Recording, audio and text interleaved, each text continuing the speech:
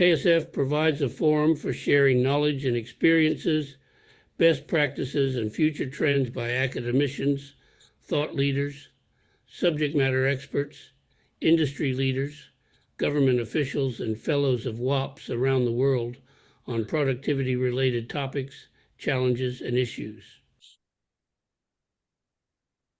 Today, we're excited to delve into AI's transformative potential in both the public and private sectors. AI is reshaping policies, enhancing operational efficiency, and driving economic growth across government services, healthcare, education, and corporate environments. During this KSF event, we will discuss innovative AI solutions that aim to boost productivity and revolutionize work and daily life. With the expertise of our distinguished speakers, we will explore the latest advancements and practical implementations of AI that are leading us into the future. Before we start, on behalf of WAPS, I would like to thank our event sponsor, Peter, QA Consultants, North America's largest specialized software testing firm, for their generous support of this important discussion. Now, it's my pleasure to introduce today's moderator, Dr. Carolyn Waters. Dr. Waters is Professor Emeritus in Computer Science at Dalhousie University in Canada, where she also served as Dean of Graduate Studies, Provost, and Vice President Academic. From 2019 to 2021, she was the inaugural Chief Digital Research Officer for the National Research Council of Canada, driving digital research and innovation. Dr. Waters is also a passionate advocate for women in science and technology, notably as a founding member of Women Unlimited. Dr. Waters is a previous speaker. I think she spoke at in the third KSF event. So please join me in welcoming today's moderator, Dr. Carolyn Waters. The floor is yours, Carolyn. Thank you, Leon. So welcome, everybody. So today's topic is not a surprise. We are all engaged in understanding the potential impact of large-scale deployment of artificial intelligence in applications across both the public and private sectors. This, of course, includes governments, healthcare, education, manufacturing, commercial markets, everything you can think of, arts, science, music. So keeping in mind that as we talk today, that the impacts cannot be measured simply by economic or productivity gains, but must include the gains to social and environmental impact to actually improve the quality of life for people, both regionally and nationally. So one of my great interests is actually how do we frame and find compliance to responsible AI regulations and policies that are now blooming across the globe. But down to business, it's my great pleasure to introduce our panel speakers today, and then I will ask each one of them to give a short self-intro. Today we have Mr. Omprakash SUBBARAO from India, the CEO of Core Labs in the Indian Institute of Science, Mr. Ben LYNCH from the UK, CEO and CTO of Adtones Limited, and Mr. Peter Watkins, whom you know is the World Confederation of Productivity Science President and COO of QA Consultants-ALTEN. So welcome to all of them. I'll just ask them to give a brief self-introduction, and if we could start with Ben, that would be great. Right, let's make sure I'm not on mute. Hi, thank you very much for listening to me. My name is Ben LYNCH. I'm the CTO and CEO of Adtones Limited, and we specialize in audio advertising in Africa.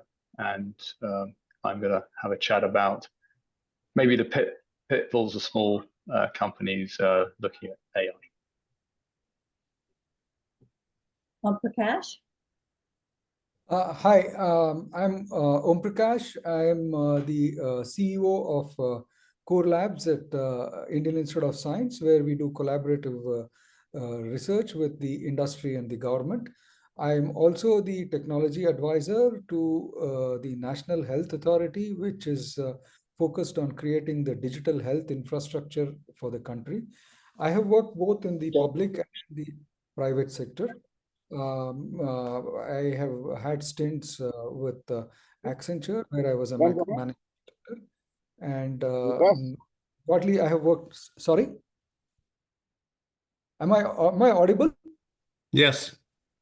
Okay, because I heard somebody say something, so I was wondering if I'm audible. Yeah, so I have also had a stint as a managing director at Accenture during my private sector stint, and I'm happy to be part of this forum and share my thoughts on AI at the Crossroads. Thank you. Peter? Yes, first, before I start, I'd like to acknowledge the World Academy of Productivity Science, President Sheng Chang, Anita, Sunil, and all their team for hosting this 8th Knowledge Sharing Forum and many forums beforehand. So thank you for leadership in putting this event on. For me, I've been largely in the technology industry, in the commercial for major roles in large companies. But my career in technology started many, many decades ago when I completed my master's in computer science, specializing in artificial intelligence at the University of Western Ontario.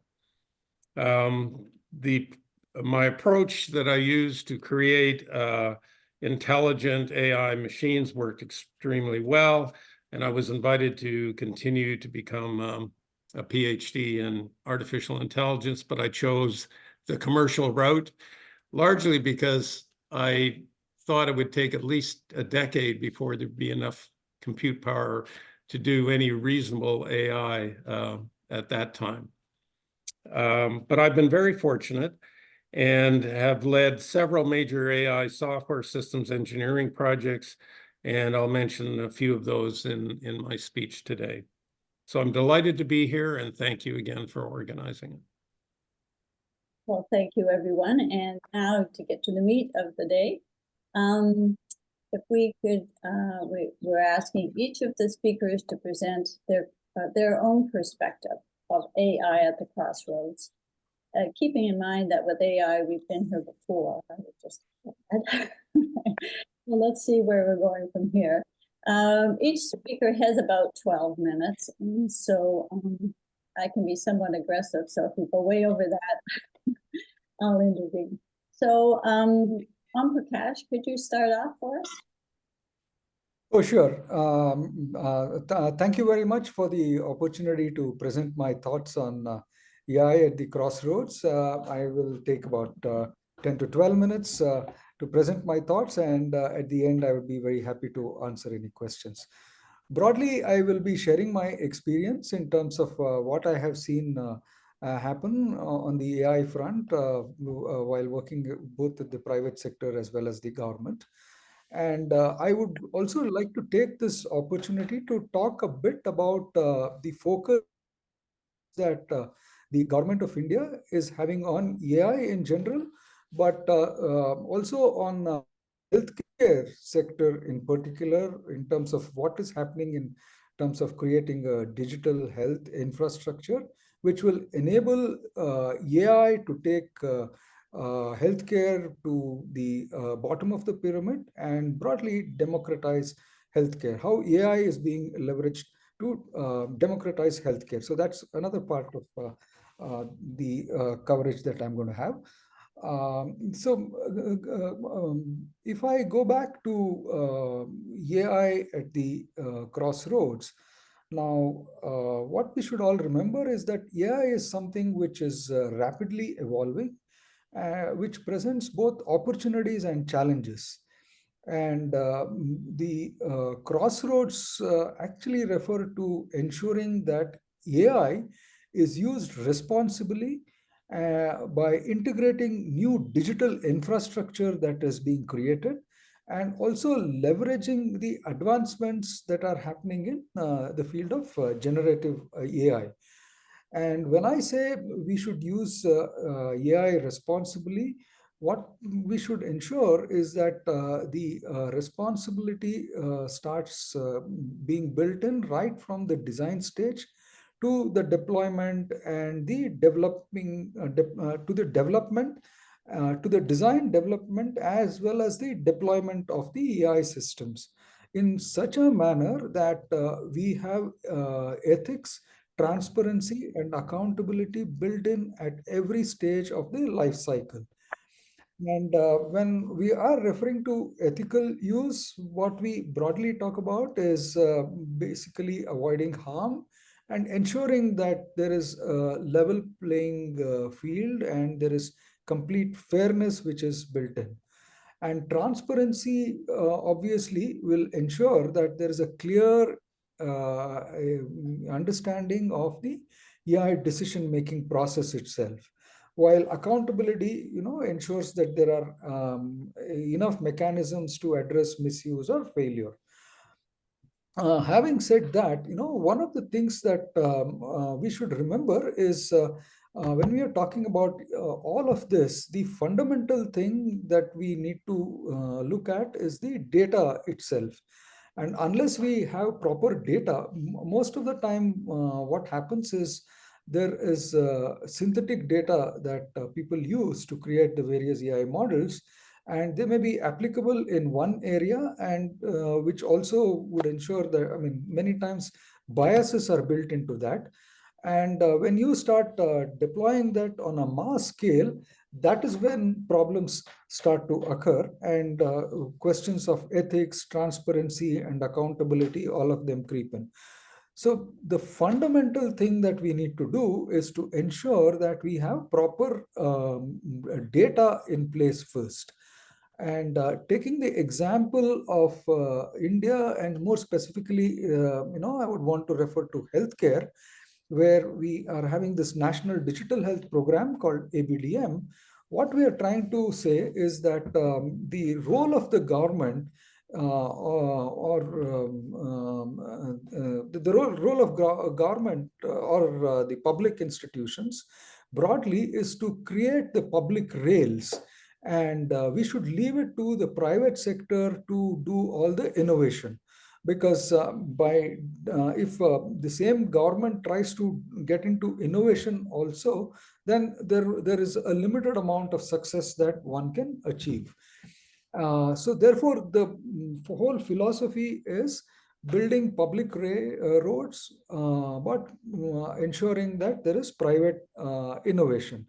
So what are we trying to do? When I said we are trying to build digital public roads, is creating what we call the DPG, where India has been a forefront player amongst the G20 nations. And I think many of us know that India has, during the recent G20 summit that was held, India was asked to champion the DPG cause for the rest of the G20 nations.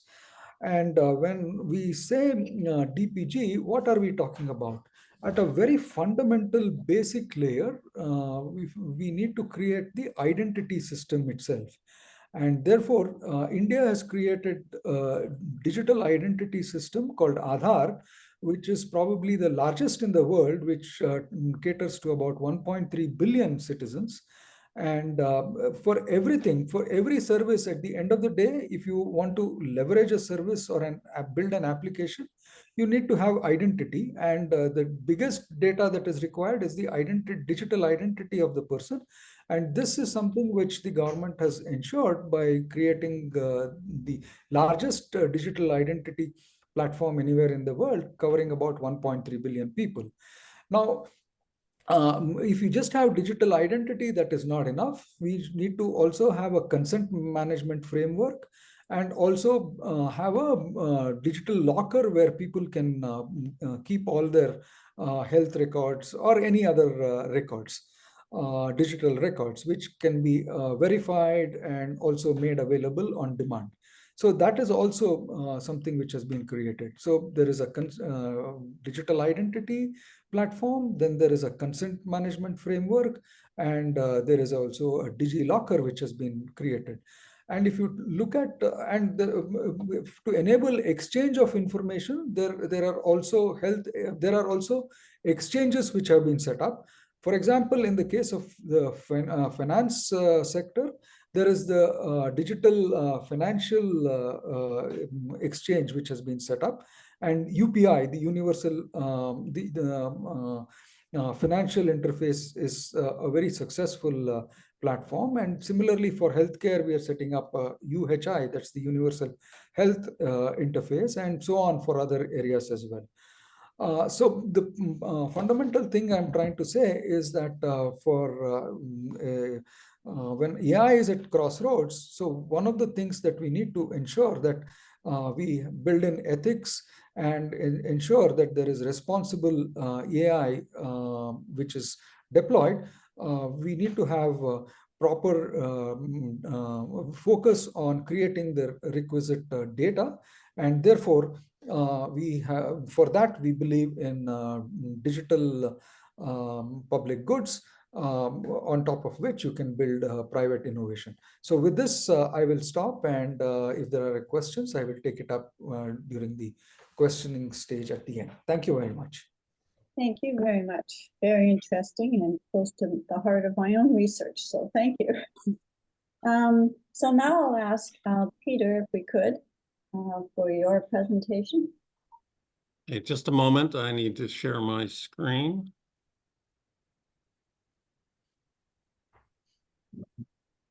And I don't know quite how I do this.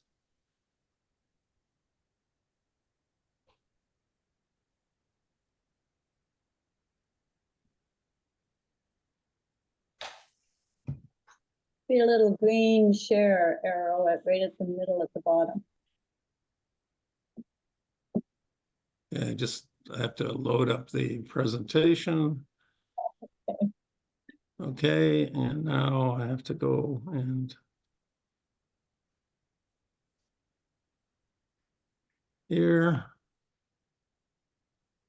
Colleagues, perhaps Dr. SUBBARAO should stop presenting? Stop Yes. sharing? Well, I was actually not sharing any PPT at all. Okay. So hang on a second. There we go, it's starting. There you go. Oh, it's starting. Oh, There you go. Great. So you can see my screen. So I'm going to Sure. You might put it in play mode. yeah.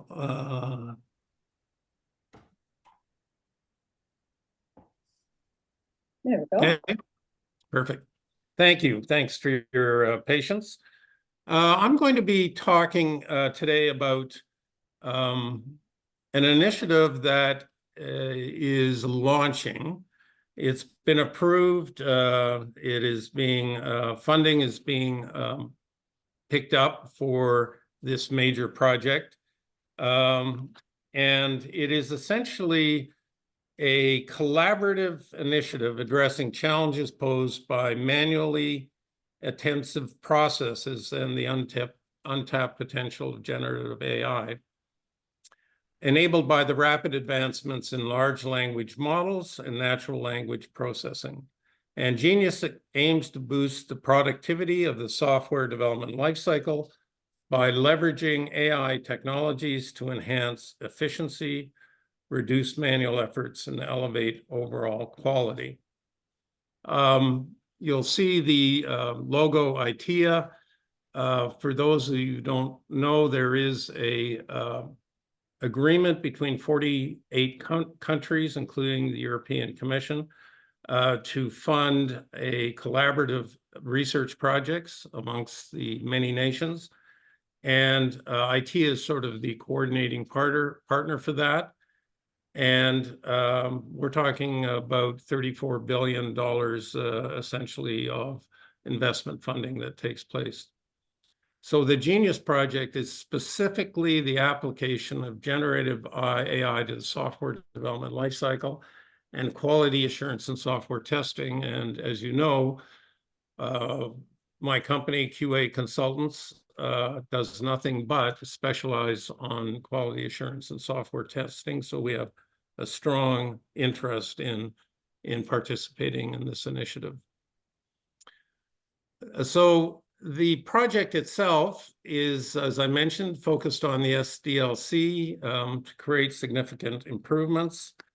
And the improvements based on the work of the parties that are involved, and we're talking 11 countries are participating in this project, some 50 partners from largest commercial entities in Europe, along with the universities and research institutes focused on enabling dramatic improvements in the SDLC process and quality assurance. To give you some sense of the prize and the economic impact, according to Evans Data Corporation, there are 27 million software developers in the world at the end of 2022. And if you reflect on a 20% productivity improvement in software development, you would effectively require, theoretically, 5.4 million less software developers. And the 40% productivity improvement would obviously give you around 11 million less software developments globally. Now, it's not going to play out like that, but there's huge productivity prize to be achieved. In quality assurance and software testing, the expectations for productivity are much higher, in the order of 3x to 5x improvement over the current manual testing, which, you know, for countries that are focused on providing offshore manual testing services, it's going to be a dramatic impact, and they need to get in the front of the AI transformation. So who are the members of this initiative? I'll just put them up here and just give you a minute just to peruse them.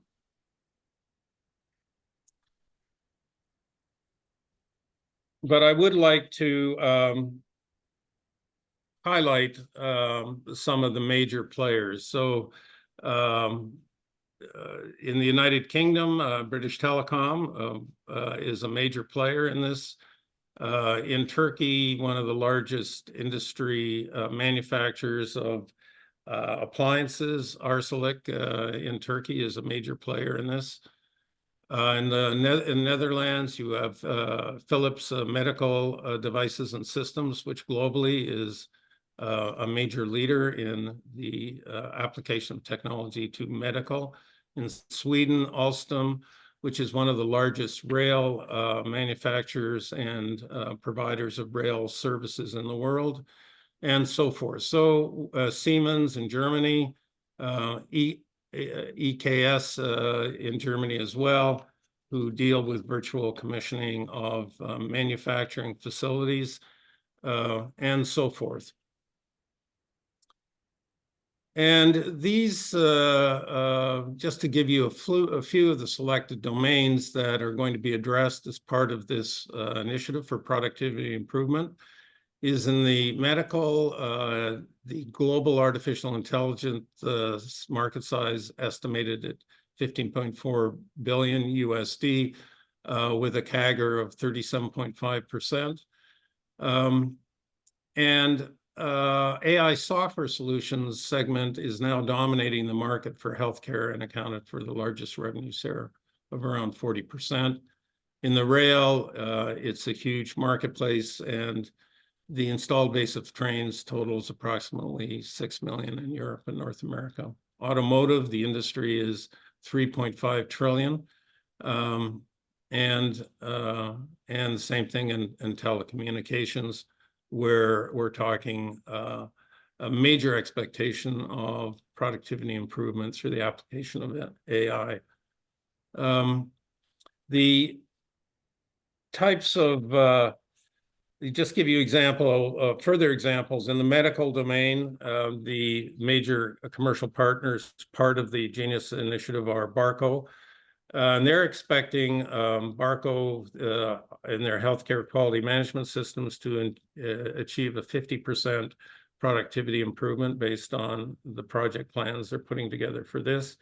And for Philips Medical Systems out of Netherlands, 15 to 40% reduction for software engineering. For Alstom in Sweden, a 50% reduction of effort for requirements engineering and testing. And for the automotive industry and the manufacturing and the establishment of generation of virtual commissioning for factories, the expectation right now from them is through this initiative to reduce the efforts required for creating virtual commissioning by 80%. So because of this this type of productivity achievement that's addressable through this initiative is the reason for the involvement of so many countries and so many leaders in a 3-year project, which is kicking off right now with funding to be, I think, achieved by the end of November and kick off in January of 2025 for the full project. Some of the key selling points that are getting people to participate in this is the rapid growing development and improvement of large language models. And generative AI market itself is a major growth factor. But the one point that we all know, but we probably never fully articulated, that software is a language. It's a language to communicate with a machine and to get the machine to do what we want it to do. And we've created the language of software to promote that dialogue. And therefore, software is easily mutable to the large language model application and foundational models for the generation of software and for quality assurance and testing. The types of, so what I'm listing here is the major elements that are going to be delivered as part of this project, and there are work packages for each one of these. Automated requirements, elucidation and generation, requirement assessment and quality improvement, recommendations for architectures, generation of systems models, code generation completion, code refactoring and transformation. I'm going to spend a moment on this one because code refactoring and transformation deals with the legacy, large embedded code bases used to in companies. And large-scale replacement of that code would require enormous, if even realistic, investments in verification, testing, and review. We call that issue technical debt. And the cost of replacing this code in the US is estimated at $1.4 trillion for the US market alone. And a controlled and deterministic code analysis and transformation process enabled by generative AI is expected to provide significant insight and guidance for doing code refactoring and transformation for legacy systems. Test case generation, these are obvious applications, and I won't go through the rest of them. But the work packages, if you look at the project plans, are generating specific commercial deliverables for each one of these components. I won't go through this because I've discussed it, I think, in the last slide. And lastly, I'd like to just touch on some of the things that QAC is doing in the application of AI, and we are doing it for our clients. We list a couple as some example, Empyrean and Emeritus, as well as work in the actual testing of logic of AI systems. How good is an AI system in performing what you expect it to do? And we've created testing capabilities and services that address that specific and have been acknowledged by Forrester as having the world-class capabilities. They've numbered as one of the 5 top providers of this service in the world. So I'll wrap up, and if you have any questions or like to get back to me on this project or anything related to AI in quality assurance, please don't hesitate to contact me. Thank you. Thank you, Peter. Very interesting. And now, Ben, who I don't see anymore. Hope he's still here. I'm still here, so I've just got to share my screen. So I'll stop sharing. Thanks. okay, thanks. Okay, so hello again. My name is Ben Lynch. I'm CEO, CTO of Adtones. Let's see if it's sharing. So hopefully you can see that slide. Just got to sort of close down some of these little windows that we've got here, so I can actually see it, because I'm not sure I can see it.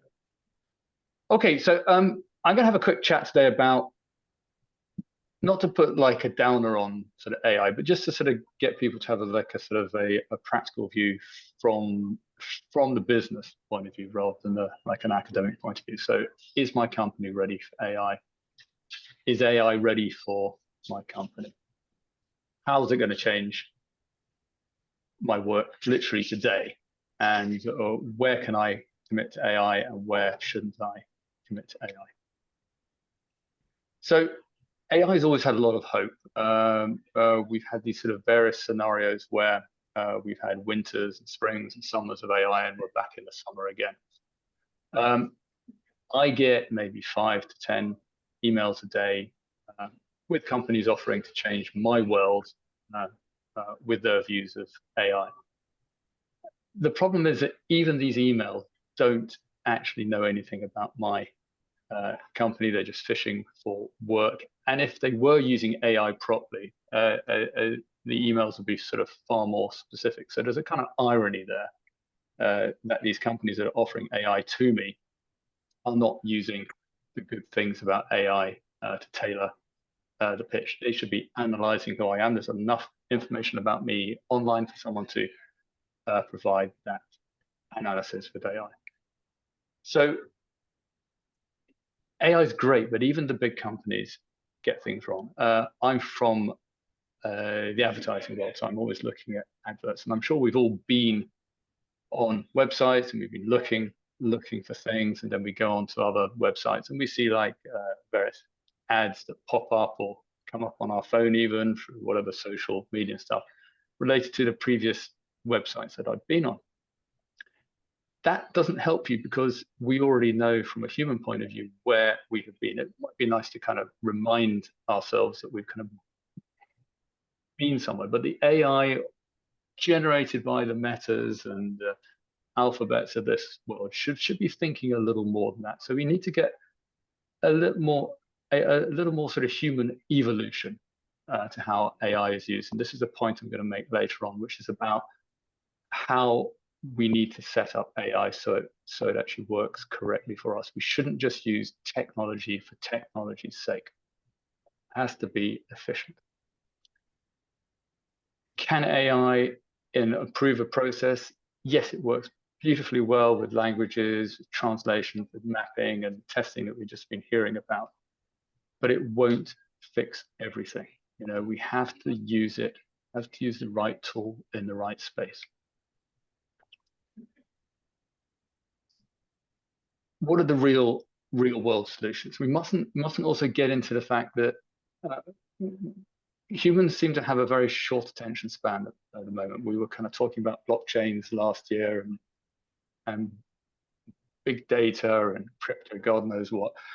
So if we're going to follow this and not go through the cyclical pattern where sort of everything is fantastic and everything is wonderful, and then we kind of see something shiny and new and we kind of forget about things. If we're going to use AI properly, we need to have it there, and it needs to be stable. We need to follow it. It shouldn't just be something sitting in the universities. However, we have to find something that's practical for real world scenarios in every day. What's the cost of like a company jumping on the bandwagon now? You need to be very, very careful. Okay, AI's got this kind of mythical reputation. It's going to solve all problems. We're all going to be working for robots in a couple of years. That's just not going to be true. We need to use the right product at the right time. And it's kind of like a tool. You need to pick the right tool. You don't use a screwdriver to hammer in a nail. Okay, so we need to work out what fits for us and when it fits for us. It can be very expensive to use product that's not right. However smart AI is, it's not going to be relevant to your company now. There are very few things that will fit exactly to what you are providing. If there are AI tools that can work for you, start to use them. But if they're not, be very careful. It's very, very expensive to build AI systems if you're a standard sized company. Everyone should be using AI in various things. You know, you should be using it a little bit in your CRM. You should be using it to help write content and stuff. But at the end of the day, you can't force a tool onto a system when it's not relevant. Is AI relevant to your survival? Yes. If you're a large company and you're going to go and put in an AI project, you need to be careful that it's relevant to you again. So it's kind of like large software programs that people were putting in up to maybe 50 years ago. And people buying mainframe computers, guys in white lab coats running these big computers and stuff. But they were outdated within 3 or 4 years. Vast investments were put in to this stuff, and it didn't really take companies anywhere. There were companies that almost collapsed from these scenarios. We mentioned the healthcare systems, you mentioned other things. Got to be careful when to use this stuff. It can be extremely positive, but it can also kill your company if you spend too much time on it and you don't get it right. It's not a universal solution. To go into a little more of the detail, what is under the bonnet from the business sense, from say AI, it's not intelligent. It is essentially refined pattern recognition. You know, we're using a lot of information and the data. The AI is based on the rules and the pattern recognition and how it looks at the data, which was mentioned earlier. AI works by applying complex refined rules, the algorithms to these sets of information. If any of that stuff is wrong, it won't produce the right result. So whether it's the data, in this case, you have to make sure that you curate the information correctly. You've got to make sure you use the right sets of data. If you're going to go and learn something, you need to make sure you've got the right team behind the system that tells you the data that you need to learn from. Otherwise, you'll be learning the wrong thing. The feedback loops will start to generate algorithms that are slightly off kilter, and eventually you won't get the right thing. So the point I'm going to be making throughout this whole presentation is use the experts, find out what the problem is, understand your problem first, measure once, measure twice, measure 3 times before you start cutting. If you don't do that and you canter off into the future, you will end up building a system that doesn't do what it's supposed to do. Unfortunately, like a lot of software systems that are out there at the moment, if we've all been onto like a government form system or we've got something else, no one has spent the effort to understand the human nature and how the humans have got to interact with this stuff. Even machines are sensitive to how they get interacted with. So it's kind of not a science. And I know this is terrible to say, it's a little bit of an art here. You've got to get curation correct. Even before you start to talk about the rules, what is the data set that we're looking at? How should that data set be cut into place? What's the understanding of this? And is it going to solve my problem? We can't do this for the sake of just putting in a technical solution. Is AI going to be too risky? You know, it can be risky. It can take you down a path you don't want to go down. So again, view the problem, view what the competition is doing. Don't try and head too much beyond the competition if you haven't got the budget and you haven't got the problem. So use the same tools that are out there, use the similarity. So keep up with the Joneses, don't fall behind. But if you haven't got a problem to fix with AI, don't go and fix it yet. Wait till the technology has risen to that level. Wait till you have a problem to fix. What should a candidate company be? Now, there are companies like my own company that AI works beautifully for. Okay, not every company should stand back and say, "Oh, AI can ruin us." Okay, but you need to look at what the problem is. So if I drop into what we do, we essentially sell advertising space, but we've got millions of people that are signed up to our system. All those millions of people have profiles. All those millions of people do things every day. They make phone calls, they interact with our system, and we need to target the advertising to them.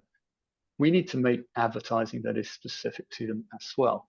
So AI works beautifully from our point of view, in the sense that we can look at people's profiles, we can look at our clients' requirements, and we can generate content. So we can generate the written content using language models that are slightly tweaked to different people's sensitivities.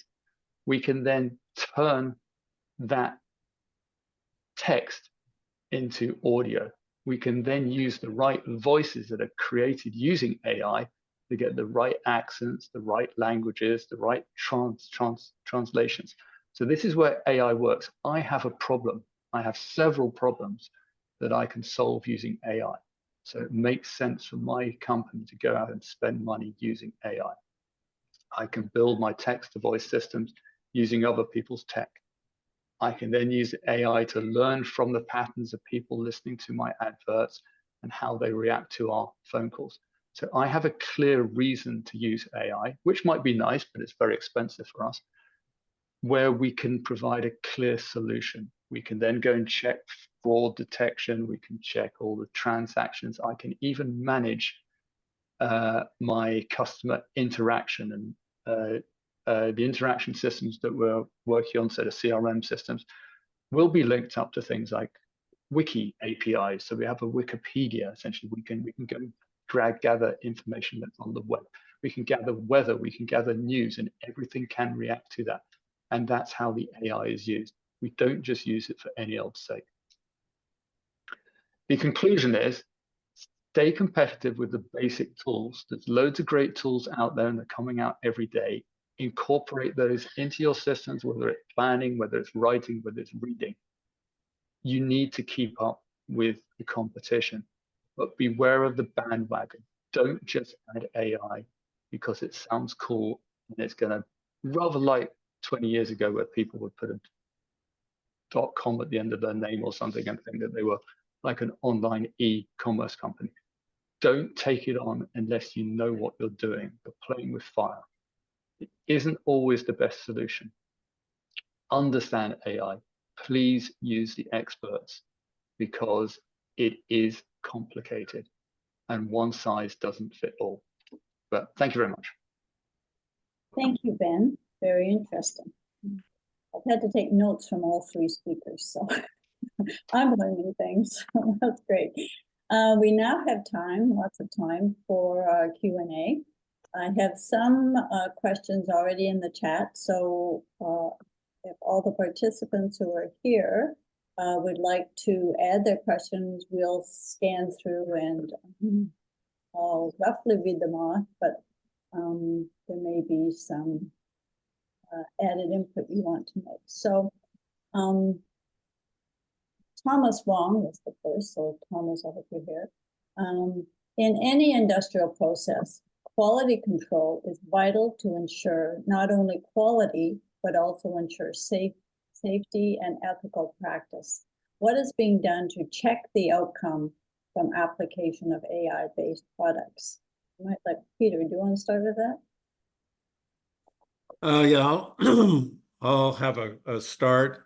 It's a very good question, and it's a very difficult one to answer, because you're dealing with AI that's producing the results, and so you need to understand and be able to test the boundary conditions where those results are going to be accurate or not accurate. And what we've done is in our business is look for automated techniques to validate the actual data that's been submitted to the system and the corresponding results that are provided at the end. And these are more for industrial commercial systems within companies. For autonomous systems, cognitive autonomous systems, we've built simulation environments to be able to test the cognitive system, the AI systems in a whole variety of simulated scenarios, and have found that as a successful model to validate that they will perform under simulation of thousands and hundreds of thousands of different scenarios. Thank you. Omprakash, do you want to just have a quick comment on the ethical part and who actually pays if safety is not adhered to? You want me to answer the same question? Because I can probably illustrate it with whatever we are doing here in India on the healthcare side. Yeah, see, quality is of course very important, and one of the ways of ensuring that whatever AI models we have is exhibits quality, the products that we develop, the AI products also have proper quality control is, again, I go back to what I said at the beginning of my talk, is to ensure that we have proper data. And taking the example of healthcare, we from the government of India, what we are trying to do is to build registries which are verified. So what do I mean by that?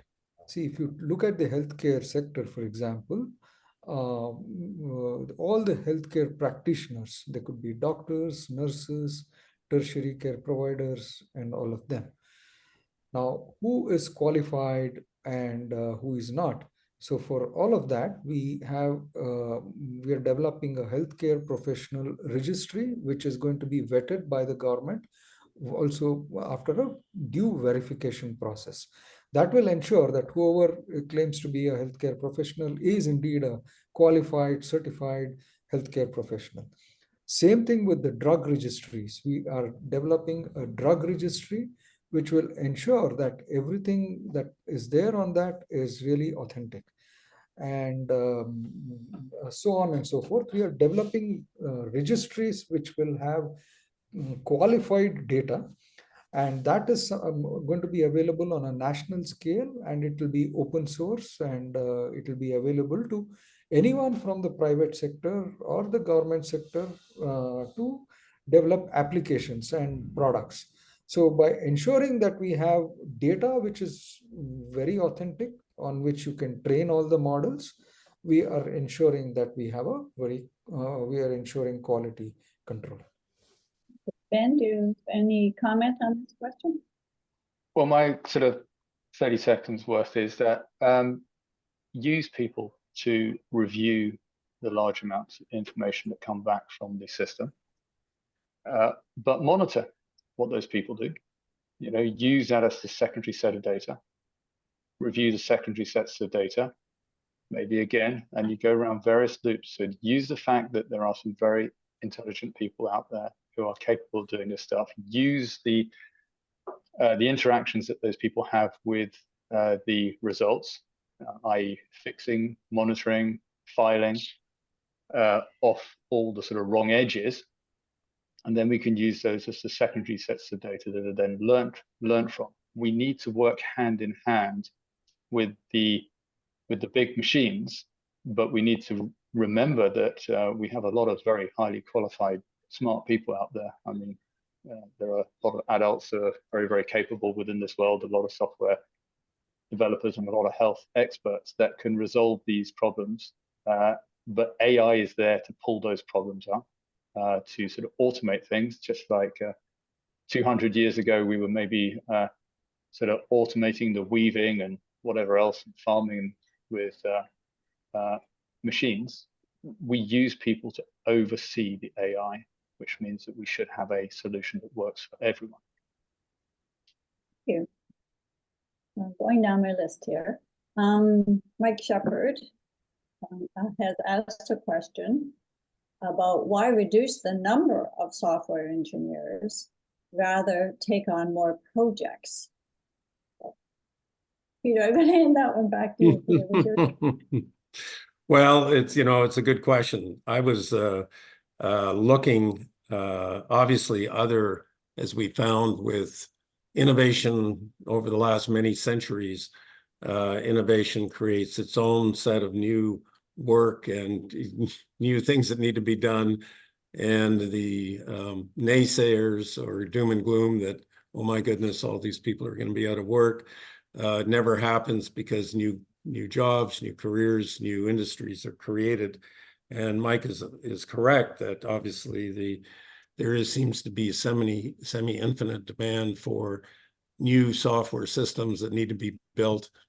And the gating factor is the number of qualified people. So it's not that you're going to reduce the 26, but you're going to be able to do more work. So I think that's, but maybe not requiring quite as many people to do it. For special skill. Okay, Ben or Omprakash, you have a comment on this? Okay, sorry. Yeah, please go on. Okay.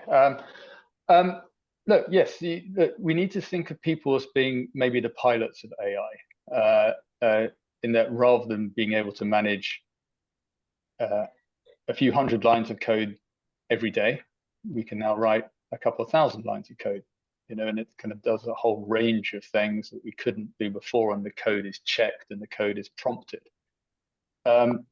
It just makes things more efficient. Now, it may give us more leisure time later on, and we may be able to do other sort of cool stuff, but it is there as a tool, and it should help us. It shouldn't make us all unemployable and unemployed. Cash, you have a comment? Yeah, I would kind of second whatever was said so far, that see, if we're not really going to be talking about reducing the number of software engineers or anything like that. We are actually going to be talking about using them to do newer and more innovative things, because the fundamentals are already going to be taken care of. And if we are able to leverage all the tools, then we will probably be able to have our software engineers build newer and more innovative applications. So that is my take on this. Professor Barnes Sukdio, probably mispronounced your name, and I apologize. His question is, perhaps Mr. SUBBARAO can expand on the timelines for Core Lab's activities. He feels that they could be quite lengthy in the 5-year range, which may not be realistic for organizations which are looking for quick fixes. So this is the short view and the long view. Yeah, so let me answer that. There are horizon projects as well as short-term projects that we take care of from the core labs. And one of the fundamental things that we want to do is collaborative research, which means that we want to take an industry problem and actually find solutions for that, which sometimes could be a long horizon problem, could be from 2 years, 3-year kind of a time frame. But very many of them, because they are industry problems that we are looking at, will be short term. There could be 3 months projects, 6 months projects as well that we undertake. So both the things exist, and it is not only the long-term things that we look at. And Peter? I think that was specific to SUBBARAO. Yeah. Comments, Ben? Chair, may I add? Sure. Chair, Mr. Waters, may I add something for Dr. SUBBARAO? Sure. Yeah, please. It's what? Yeah. Thank you. May I add with your permission, Ms. Waters? Go ahead. Thank you. Yeah, Dr. SUBBARAO, thank you very much. I'm fascinated by India. I actually had a visit in July last year. It was absolutely amazing. Just to add on to my question to you earlier on, what I gathered from your address was that your look at research into new knowledge at core labs. Do you also look at generating solutions which are more geared towards a specific organizational need? Let's say if an organization needs something like an efficiency reporting system to monitor the hourly outputs, would you all be able to utilize AI tools to produce something like that? Will it be possible? Quick one, thank you. Yeah, thank you. See, for if it is something which is of if there is a solution that has to be found, and it is deep science or deep tech and application of AI, we would certainly be taking that up. But if it is just building a piece of software, or just giving some advice, we also have a consulting group within the Indian Institute of Science, which actually takes care of that. I can share my. Thank you very much. Yeah, you can please feel free to reach out to me if you have further questions. I will do that. Thank you very much, Doctor. Do you mind if I ask a question here? Sure. Okay. This is Robert Abbey. I actually work with Peter, right, very closely. And this is very informative. Thank you for putting this together and sharing. The question I have is, what are you seeing from a legal implications? So if you look at from a consulting services provider, for example, I am seeing a lot of changes in contracts where companies are saying, you cannot use AI for doing any business with us. And they're wanting to write those in the contracts, obviously, because they're wanting to protect themselves, right? But I wanted to know what you guys are seeing. We better start with Ben. Me? I'm not seeing that yet. However, we deal, let's say, less in Europe at the moment and more in Africa. I think from the AI point of view, the kind of thing that we are doing is hugely benefited from AI. We are providing a service that is considerably more, let's say, accurate when we use AI and stuff. So I think we would probably have the opposite. But I understand your situation, that if you're looking at maybe companies that are supplying like an audit or something like that, then people might get worried. But my personal view is that if someone's putting that within the contract, they're not quite understanding AI as it is. AI is multiple tools, it's multiple solutions. So they should really, that's a lawyer just trying to do a coverall, and they should probably break it down to where you shouldn't use AI and where the responsibility is. Because if you are using AI as part of an audit and you're just making sure that the figures add up and you've got all the data there, that's not that in many senses is going to be actually far more accurate than a human doing it. So I think they kind of need to break it down. Yeah, my understanding of where that's coming from is the fact that they don't want to expose their corporate knowledge and proprietary knowledge into large language models, right? So they kind of want to restrict anyone that's working with them from leveraging Gen AI specifically to protect them, right? And not expose their corporate knowledge. Rather than a harvest. So they're worried about someone going onto their systems and doing a harvest. That's fine. I mean, that's an IPR issue. But again, they should be a little more flexible and say, okay, I have something that has a value. I have some kind of IPR in the sense of the data that I'm using, or the subset of data that's within there.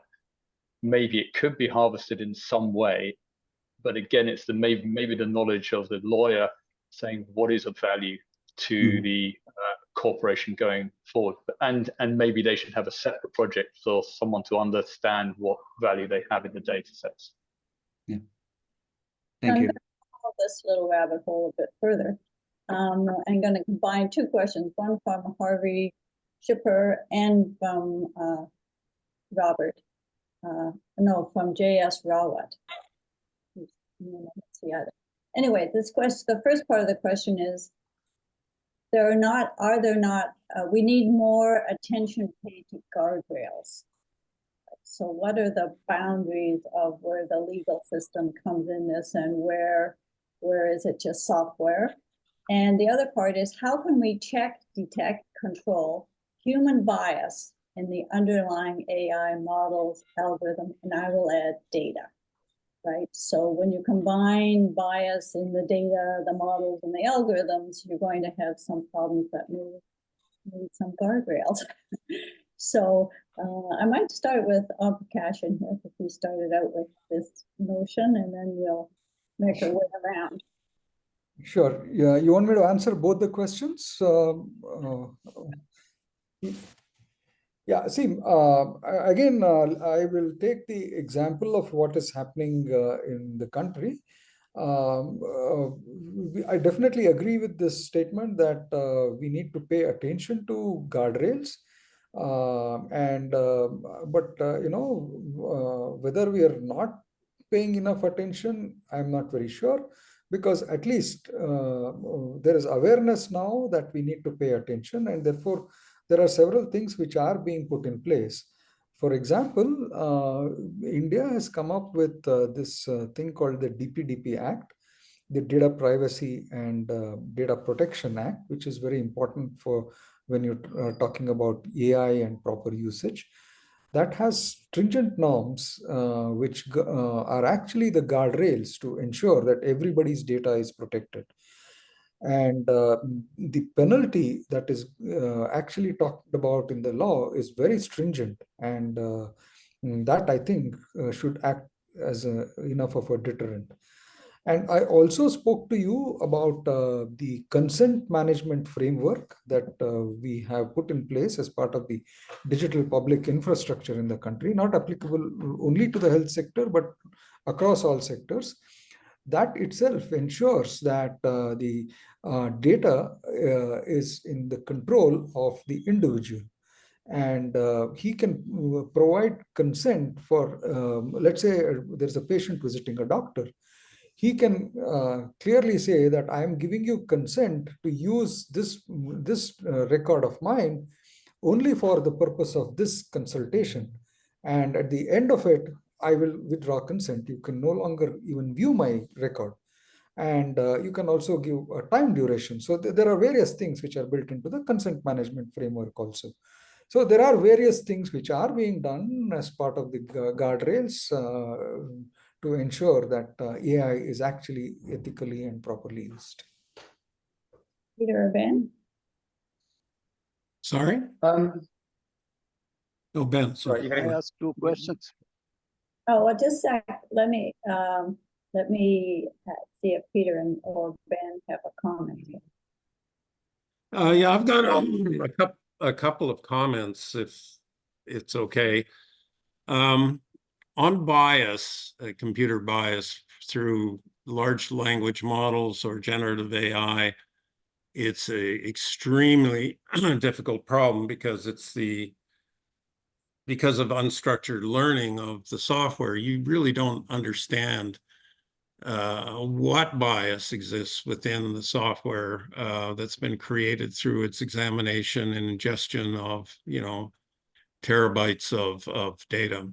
And the best example, I think, goes back to 1968 with the death of Elaine Herzberg, a self-driving car. She was pushing a bicycle across a 4-lane road in Tempe, Arizona, and struck and killed by a Uber test vehicle, which had a safety driver. And the reason this is such a good example of bias is that the system, the software, when reviews were done by the National Transportation and Examination, what happened here is that all the training data, when they've trained it to recognize pedestrians, had crosswalks in the data. And the computer did a correlation between crosswalks and pedestrians. And therefore, when Elaine, who was jaywalking with a bike, wasn't in a crosswalk, and therefore the system didn't see her as a pedestrian. And they had to go back and retrain the software and the systems because of the bias that had been created, obviously not unexpectedly, by the architects of the software, by having data that had pedestrians on crosswalks at such a predominance that you weren't a pedestrian if you weren't on a crosswalk. So that's the answer to the bias question.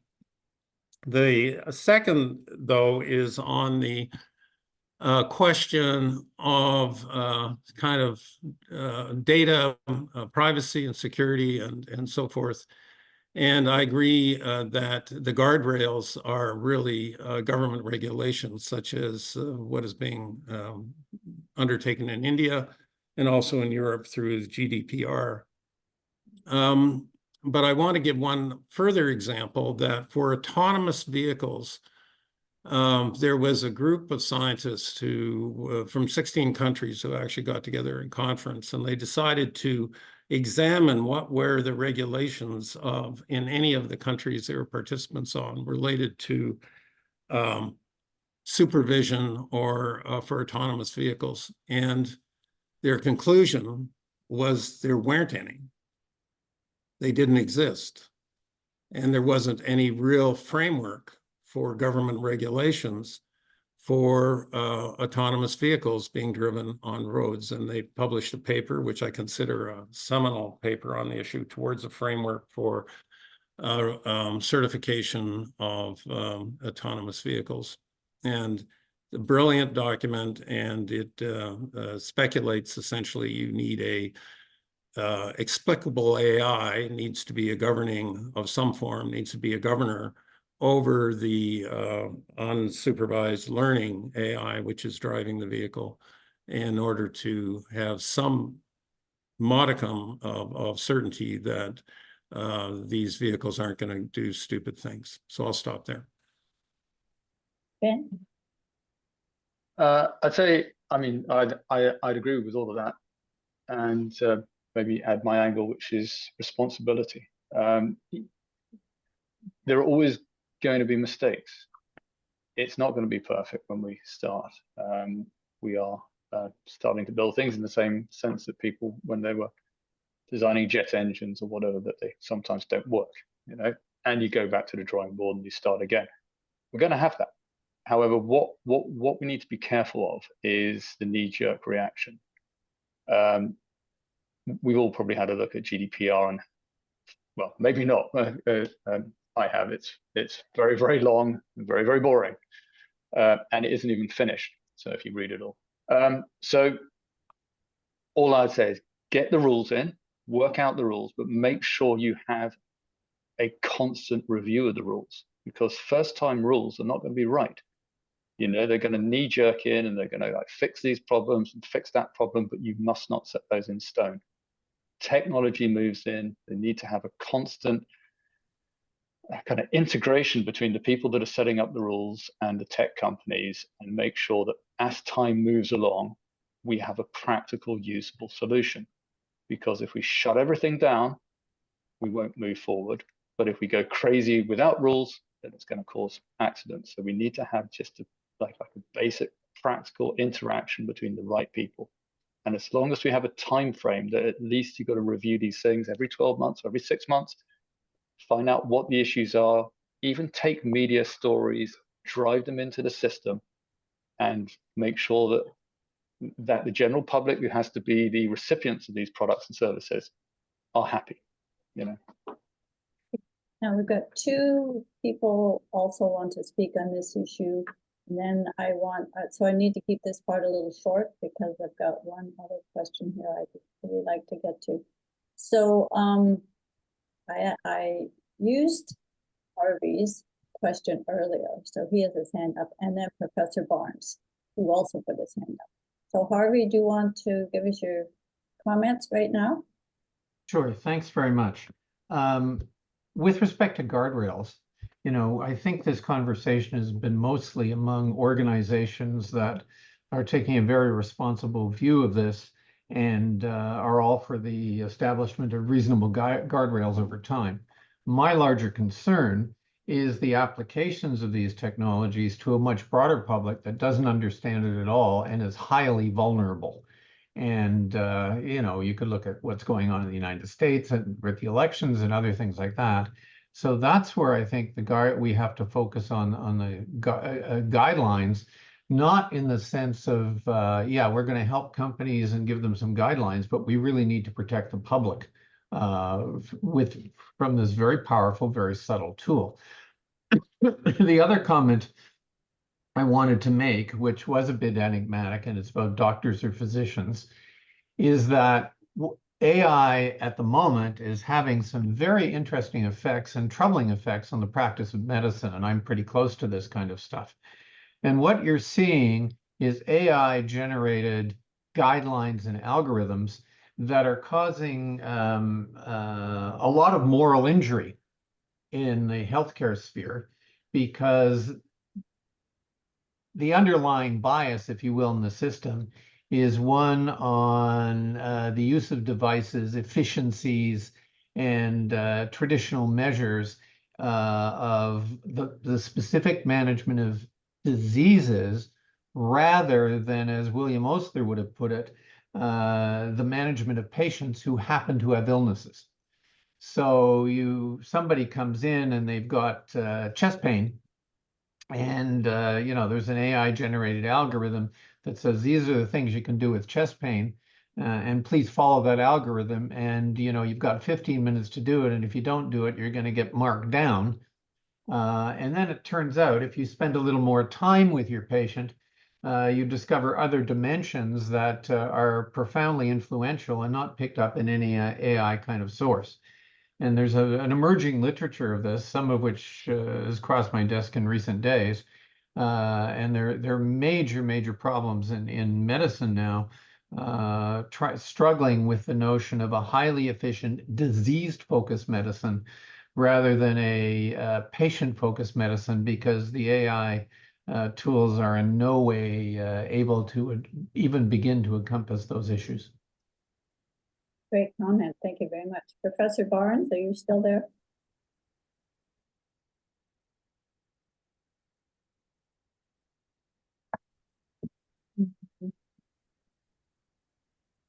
Yes, I am. Oh, okay. Would you like to speak? No, it's fine. I don't have anything to Oh, say. no, it was in that. I Thank you. I have a question. Just a second. Kader. Hopefully it's here. So the question is, there are two examples presented, one in India and one in Europe. What kind of innovations used by the beneficiaries address the redundancy of the workforce that Peter mentioned? If we dump all of our developers, which is not likely to happen. So the question is, what are we doing for the society to even out the potential impact? Peter, do you want to take that on? Well, I think I sort of addressed it a little bit in answering Mike Shepard's question, because I do believe, as we've seen over decades of innovation in countries around the world, that the first reaction is the fear of the innovation creating this unemployed group of people that, and yet what we found is the innovations themselves create new unexpected services, jobs, and other factors that actually allow the economies to grow and the people to be employed. But it will mean some training, focus of the political system and society to allow people to become trained to take on these new jobs and these new careers. So I suspect underlying this question, so this is my opinion of the question, not his, that in Americas, Europe, and India, and other countries, there's an educational infrastructure that supports these highly trained jobs. What happens to the rest of the world in order to build them up while we're taking away some of these higher level jobs? Is it an unintended consequence The here? unintended consequence. I'm going to ask someone else to address that question because I'm not sure I know the answer. Well, I don't think anybody knows the answer, but if you have any thoughts. Well, Ben?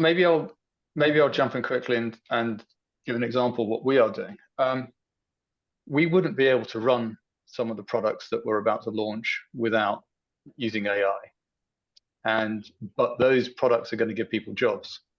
So some of our services subject to destruction, the millions of people that are using them need to be maintained, but we wouldn't be able to financially maintain and offer these services essentially for free to these people if we couldn't have one person managing maybe 150, 200,000 users and the customer interactions that we have with them. So rather than spending a certain amount of money every hour having customer relationship people that can handle maybe 10 calls or 10 interactions an hour, we can handle, one person can handle sort of 10, 20, 50,000 interactions.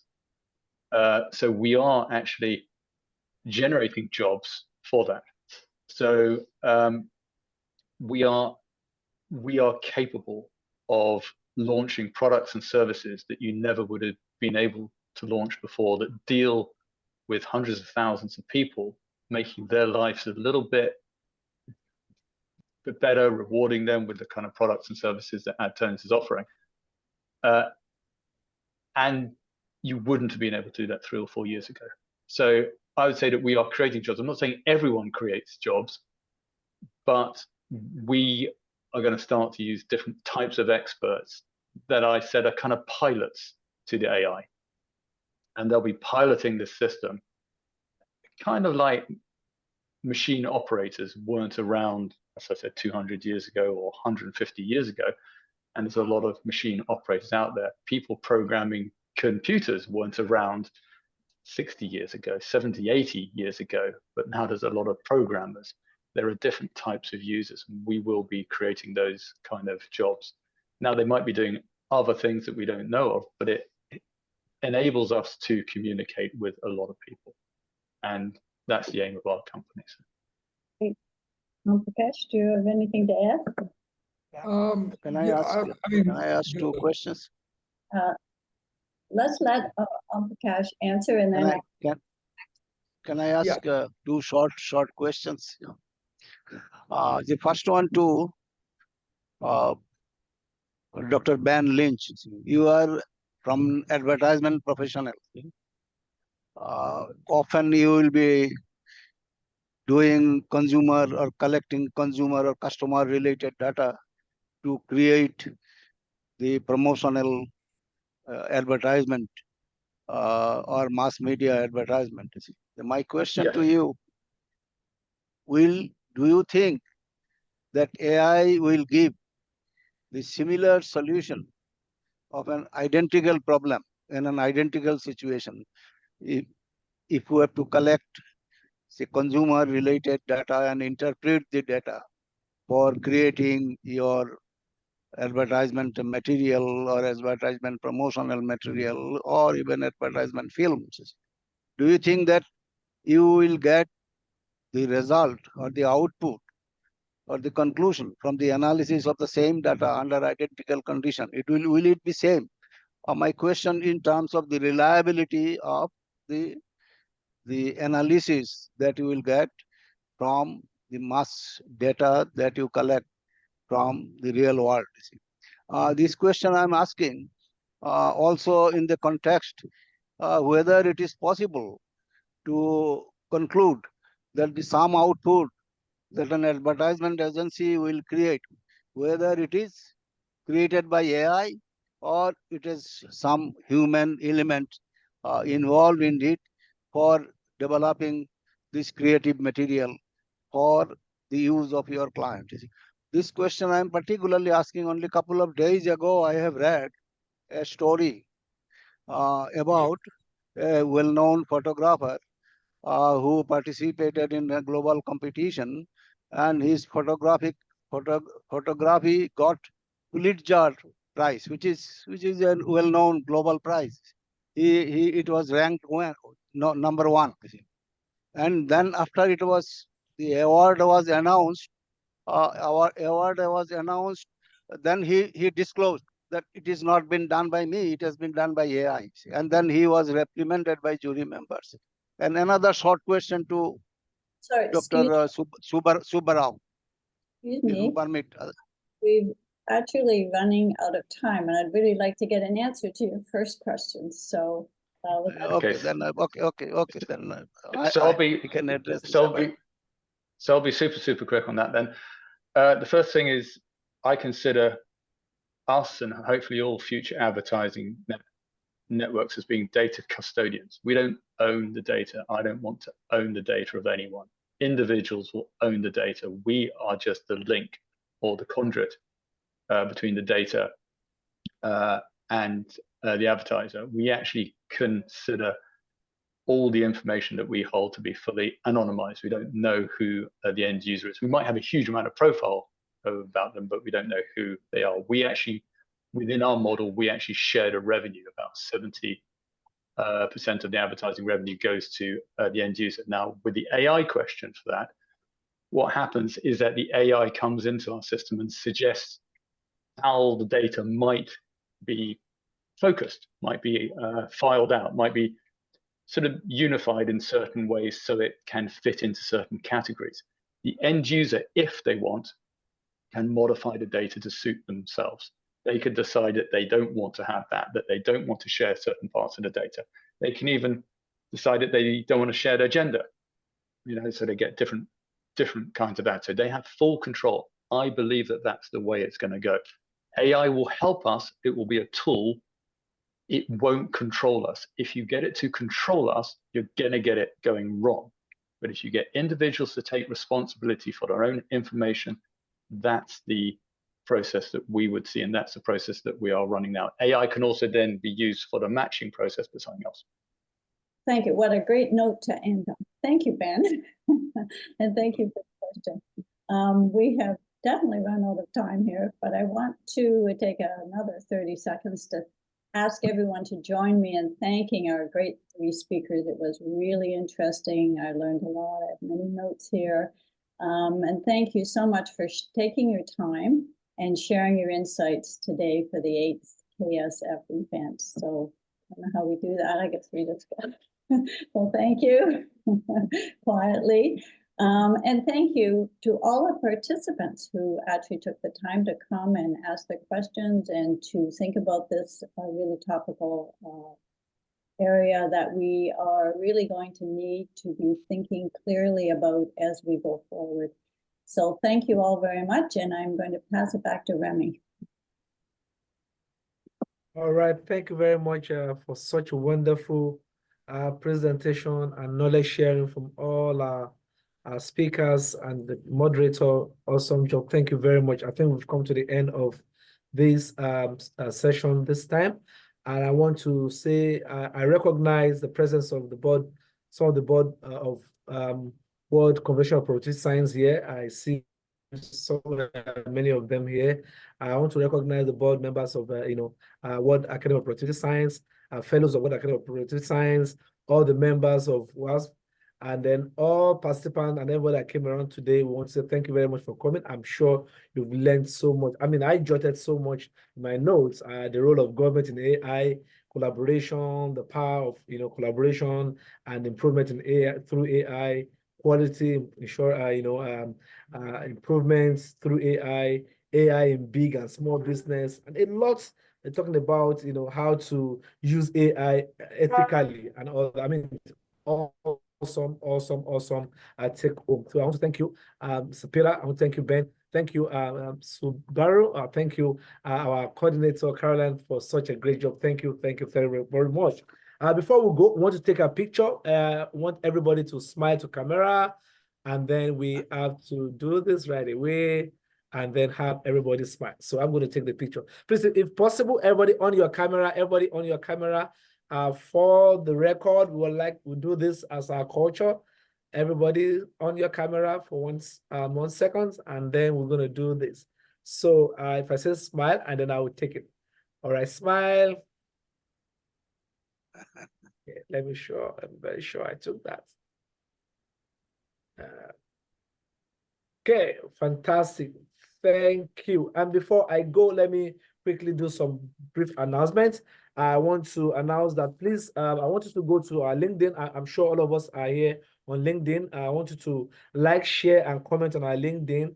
And the group is World Academy of Productivity Science. That is the name of the that's our name on LinkedIn. Please go there and subscribe and then connect with us in there. Okay, thank you. And I also want you to go to our YouTube and also go there to subscribe. You're going to see this in a few days. We're going to post this event there and other event that we've had. Please go there and like, subscribe, and share whatever thing you want to also share with us. We'd love to have this. All right, another announcement is there's going to be a live event, which is going to be a big conference in India, in New Delhi, in India, January 23 to 24, 2025. And it's going to focus on AI in the age of, productivity in the age of AI. Productivity in the age of AI. So if you can make it down to India in January, please get it down on your calendar by January 23rd, 24th, 2025 at New Delhi in India. That will be, we'll have a full physical conference, which is titled Productivity in the Age of AI. And then we'll be having the next knowledge sharing forum like this at the next edition. And our focus will be diversity in productivity. We're going to communicate to everybody that's here today. We're going to send an email to you. We're going to communicate with you for that date. But please put it on your schedule that the next program is going to be diversity and productivity. So I recognize my colleagues, Dr. Sune, Anita, Leo. Thank you for great job you've done. I don't want to call you to make another speech. So thank you everybody. I want to just say thank you. I want to just wave at everyone and say thank you for coming. See you at the next session at the night event. Thank you. God bless. Have a good one and have a bye-bye. All right. Thank you. Bye-bye, everyone. Bye. Bye, everyone. Bye.